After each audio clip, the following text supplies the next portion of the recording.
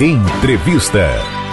Muito bem, Sorocaba, 7 horas mais 50 minutos e o nosso primeiro assunto na manhã desta segunda-feira. Aliás, esse é um assunto muitas vezes polêmico quando algumas pessoas que pertencem à igreja Testemunhas de Jeová, muitas vezes nós percebemos aqui no noticiário, quando há necessidade da doação de sangue, da utilização de sangue, há sempre uma polêmica. Não, se é testemunha de Jeová, ele não pode receber o sangue. Daí uma grande polêmica, uma grande discussão toma conta. Ainda mais hoje, com as redes sociais, essa discussão parece que ampliou ainda mais em todo o mundo. Bom, esse é um assunto polêmico, nada melhor do que recebermos aqui em nossos estúdios um médico especialista no assunto, Dr. José Henrique Silveira, que está conosco aqui. Doutor, primeiro, o nosso muito bom dia, obrigado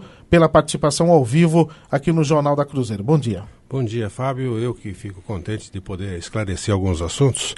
E bom dia também a todos os ouvintes da FM 92.3. Eu quero registrar ainda também o Francisco Bessa e o Adilson Cubas, que é da Comissão de Ligação com Hospitais, aqui dos Testemunhas de Jeová, aqui em Sorocaba e também trabalhando na nossa região. Ô Francisco, você também já representando o Adilson, eu gostaria que você explicasse ao nosso ouvinte rapidamente, até para que o nosso ouvinte possa entender, Testemunhas de Jeová e essa questão da doação do sangue, essa permissão ou não. Por que isso acontece? De que maneira? Quais são essas regras dentro dos templos? Isso acontece há muito tempo em todo o Brasil e Sorocaba não é diferente. Eu gostaria primeiro, rapidamente, que você explicasse como funciona isso, como isso é trabalhado entre vocês. Bom dia, Fábio. Bom dia, ouvintes. É um prazer poder estar aqui. As Testemunhas de Jeová, elas são sérios estudantes da Bíblia e nós temos um entendimento religioso que está embasado em Atos dos Apóstolos, primeiro concílio apostólico, capítulo 15 de Atos, versículo 28, 29, também o versículo 20. Os apóstolos tomaram uma decisão naquela época sobre a questão do sangue. Como naquele tempo não havia transfusões de sangue, então a palavra não transfundir sangue ou não aceitar transfusões de sangue não está nesse texto da Bíblia. Mas por previdência divina, ou providência divina, usou-se uma palavra ali muito interessante nesse texto. Ali fala sobre abster-se de sangue. Por exemplo, a Bíblia de Jerusalém, várias Bíblias, traduções da Bíblia usam essa palavra. O que significa abster? Você não colocar ou impedir o uso do sangue de qualquer forma no corpo humano para a preservação da vida. Então, é evidente que quando você fala sobre abster-se de sangue hoje, incluiria as transfusões de sangue. Isso não nos deixa, vamos dizer assim, entregues simplesmente à morte, porque a medicina ela desenvolveu uma série de estratégias que visa justamente minimizar o uso do sangue. E as Testemunhas de Jeová, elas não são loucas, elas não são suicidas. Nós procuramos os hospitais quando temos problemas. E hoje, graças ao desenvolvimento da medicina, muitos médicos, eles realmente descobriram técnicas que nos ajudam. E talvez o Dr. José Henrique ele possa até especificar algumas dessas técnicas melhor do que eu. Tá, Dr. José Henrique, que técnicas são essas?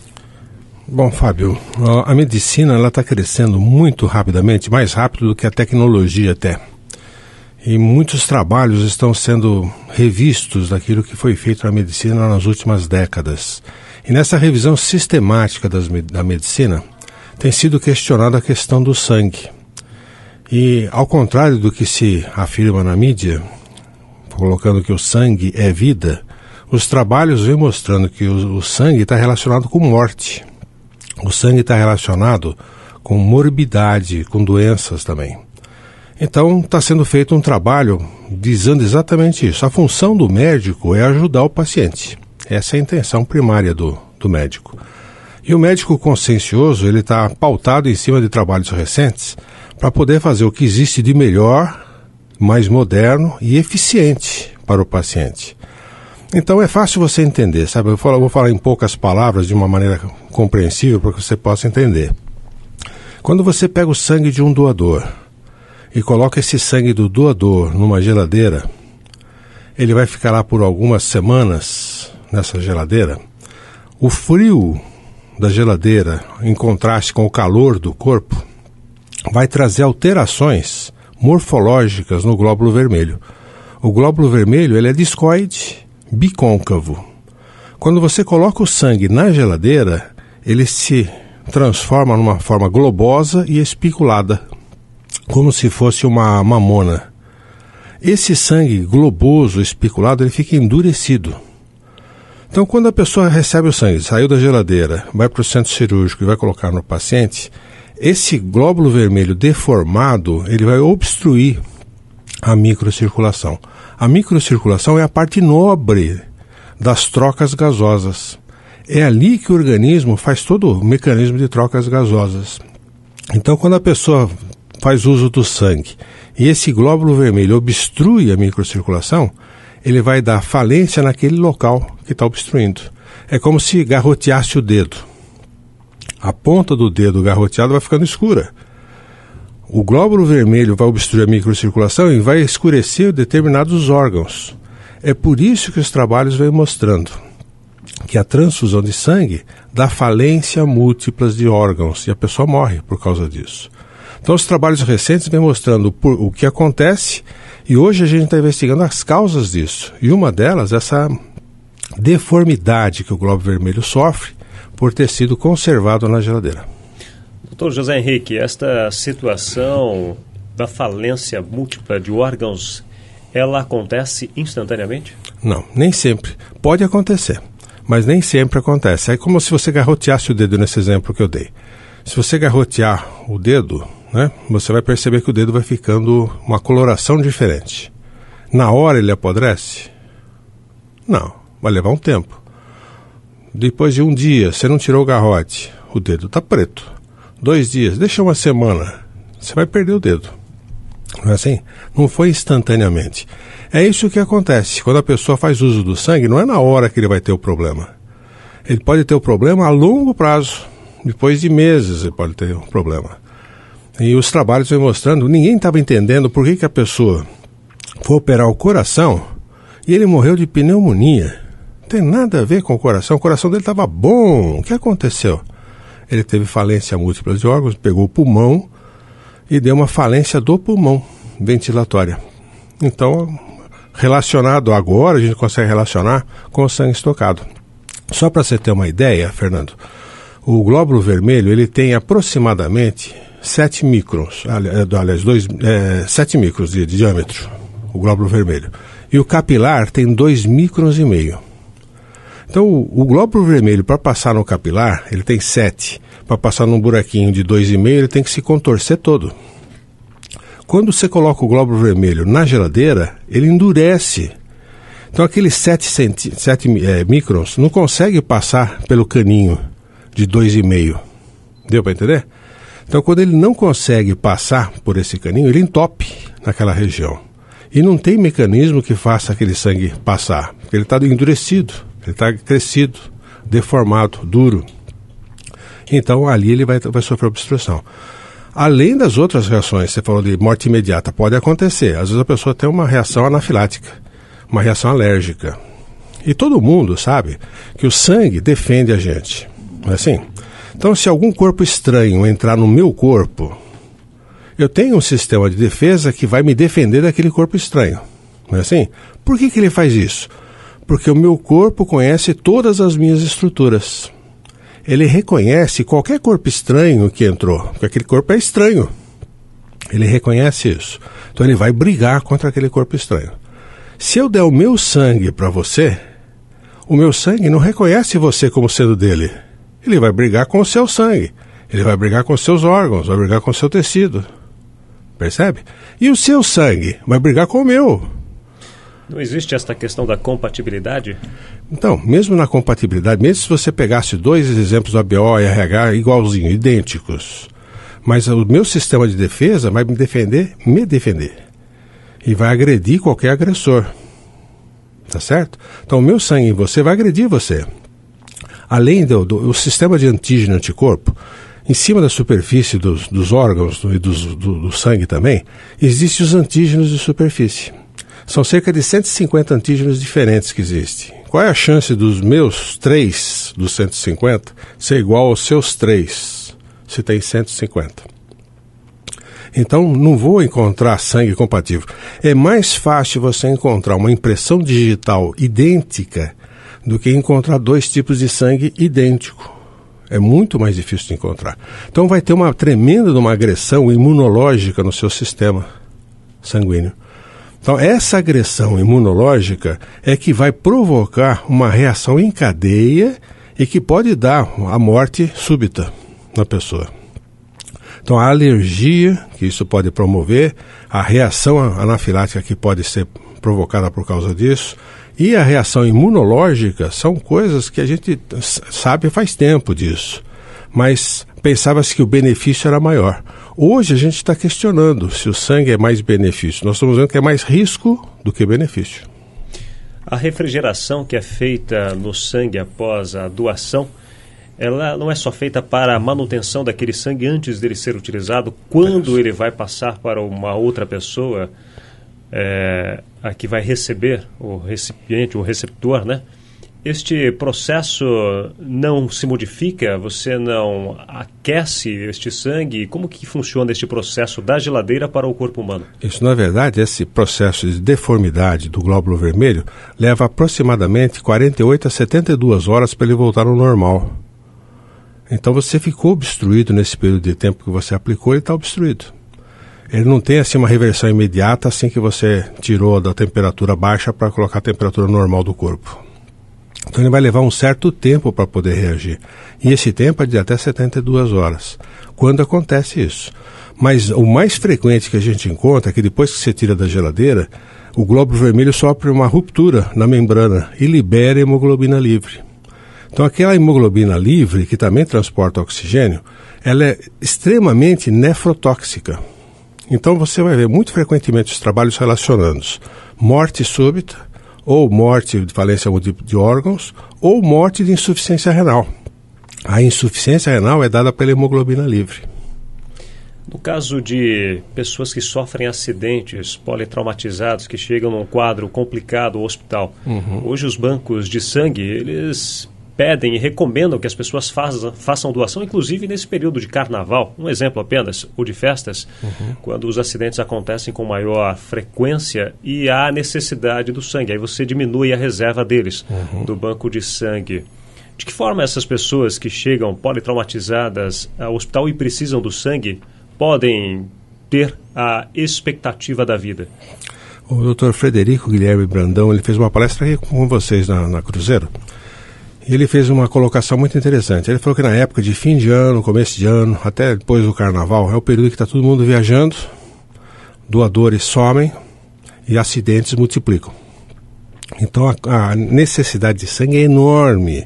E não tem banco de sangue que supra a necessidade, está sempre faltando. E não é em Sorocaba, é no mundo todo. Para você ter uma ideia, a Organização Mundial da Saúde lançou agora recentemente uma informação que assustou. 125 mil mulheres morrem todo ano na hora do parto por falta de sangue. Então é um número extremamente considerável. O sangue não existe em lugar nenhum. Então a ideia é exatamente isso. O que eu posso fazer numa emergência para que eu possa suprir essa necessidade? Né? Uma hemorragia. O que eu posso fazer para suprir essa necessidade?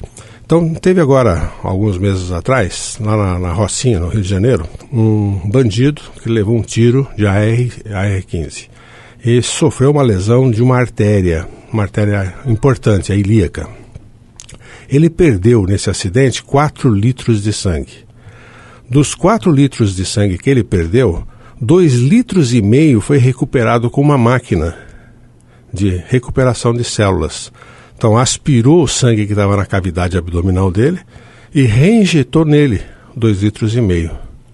Ele manteve a volemia com solução salina e fez a cirurgia com êxito. Está vivo até hoje. Sem usar nada de sangue homólogo. Foi só sangue autólogo. Então, é possível fazer? É. Aqui em Sorocaba tem equipamentos que fazem essa recuperação de células. É que é pouco utilizado. Mas o meu sangue em mim é excelente. Bom, então o que eu vou fazer num caso de uma emergência comigo, por exemplo? Eu posso usar esse tipo de equipamento. Numa cirurgia, eu melhoro a minha taxa de hemoglobina. Eu tenho medicamentos que eu posso subir a taxa de hemoglobina. E na hora de fazer a cirurgia, eu tiro o meu sangue, na hora da cirurgia, e reponho o meu sangue em mim mesmo. Olha, excelente. Então eu estou usando uma hemodiluição, fazendo uma autotransfusão, uma transfusão de meu sangue em mim mesmo. Meu sangue me conhece, não vai causar lesão nenhuma. E eu não vou ter incompatibilidade. E também não vou receber doença nenhuma, porque é o meu sangue. É isso que a gente tem feito hoje em dia na medicina. Não se degrada o sangue nesse processo? Não, porque é instantâneo, não vai ficar na geladeira. Na hora da cirurgia eu tiro 3, 4, 5, 6 bolsas de sangue e reponho em ato contínuo durante a cirurgia.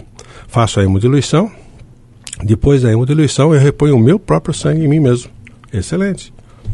Muito bem, 8h mais 6 minutos. Eu quero registrar aqui algumas participações. A nossa ouvinte, a Cássia, está acompanhando.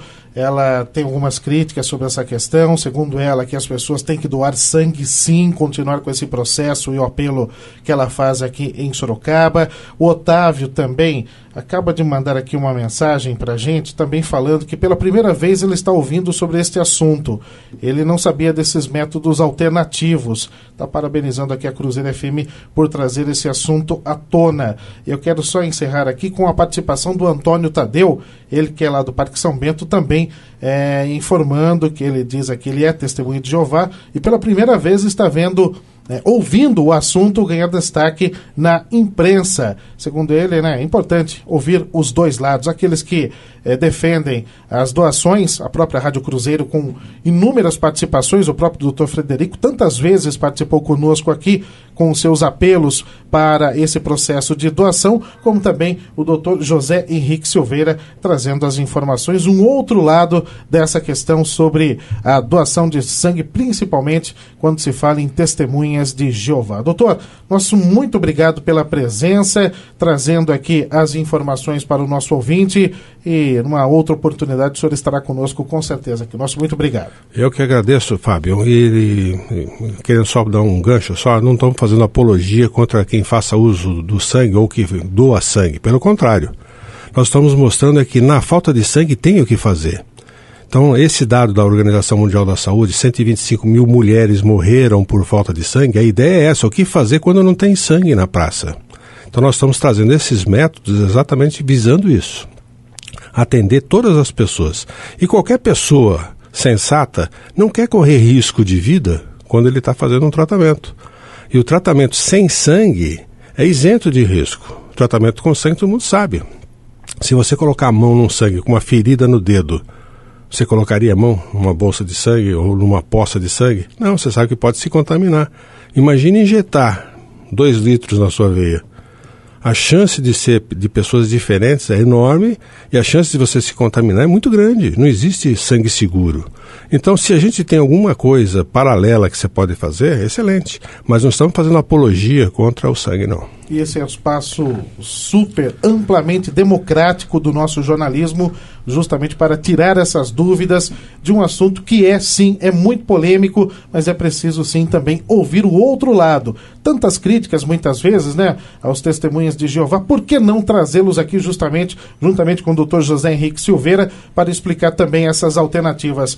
Eu quero agradecer também ao Francisco Bessa e o Adilson Cubas, que estão conosco aqui na manhã desta segunda-feira, participando desta primeira entrevista aqui do Jornal da Cruzeiro. Eu só quero fechar esta meia hora com o apoio cultural de Ventilare, um toque de conforto, Sim Comerciários, o Sindicato dos Empregados no Comércio de Sorocaba e Júlio Casas Imóveis, cuidando bem do seu bem. Acesse juliocasas.com.br.